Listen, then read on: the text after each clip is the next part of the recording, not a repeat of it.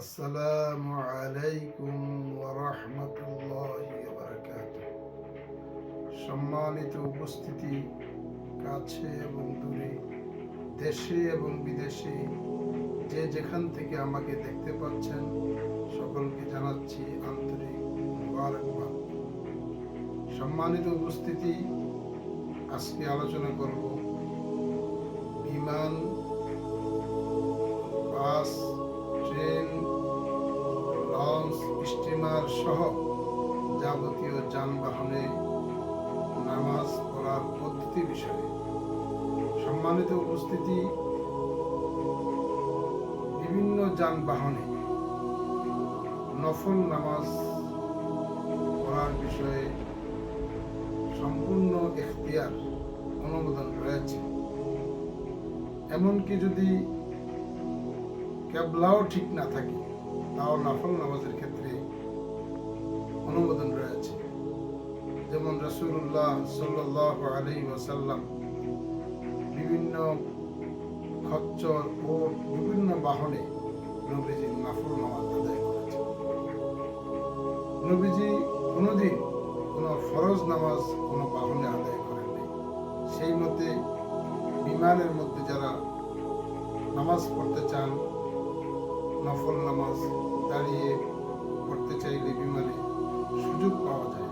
আলহামদুলিল্লাহ, আমরা অনেকবার পড়েছি। এবং দাঁড়াতে না পারলে আপনি বসে সিটের মধ্যে চেষ্টা করবেন কেবলা দিকে ফিরেই নামাজ পড়ার জন্য। যদি কেবলা নাও পারেন, চেষ্টা করবেন যতটুকু সম্ভব কেবলামুখী হয়ে যায়। এমনিভাবে বাস, গাড়ি, লঞ্চ, স্টিমার, ট্রেন সব জায়গায় আপনি নফল নামাজ পড়তে পারেন, আপনার কোনো নিষেধাজ্ঞা নাই। হ্যাঁ, তবে ফরজ নামাজ যদি পড়তে চান, বিমানে হোক অথবা বাসে হোক অথবা ট্রেনে হোক অথবা যে কোনো বাহনে হোক, সেক্ষেত্রে আপনাকে চেষ্টা করতে হবে যে বাহন থেকে নেমে আপনি দাঁড়িয়ে নামাজের নিয়ম অনুযায়ী নামাজ আদায় করেন। যদি নামতে না পারেন বা নামার জন্য যে সময় সেই সময় না পান অথবা নেমে সময় না থাকে, তাহলে সেক্ষেত্রে অপারগতায় আপনি বাসে, ট্রেনে, বিমানে, লঞ্চ, স্টিমারে আপনি সিটে বসে নামাজ পড়তে পারবেন। তবে অবশ্যই খেয়াল রাখতে হবে আপনি যাতে কেবলার দিকে কোনো না কোনোভাবে কেবলার মুখী হয়ে নামাজ পড়তে হবে এবং ইশারা দিয়া রুকু সিজদা যতটুকু সম্ভব তারপরেও নামাজ আদায় করতে হবে। নামাজ কোনো মাফ হবে না।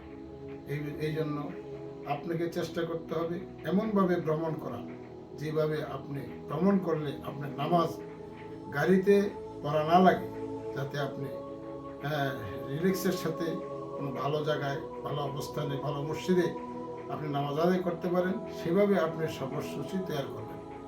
আপনার কোনো ইমার্জেন্সি কোনো প্রোগ্রাম থাকলেই শুধু আপনি এমন সফর করবেন যাতে আপনাকে অপারগতায় গাড়িতে নামাজ পড়তে হয়। আল্লাহ তাআলা আমাদের সবাইকে নামাজ ঠিকমতো আদায় করার তৌফিক দান করে। ওমা তৌফিক ইল্লা বিল্লাহ।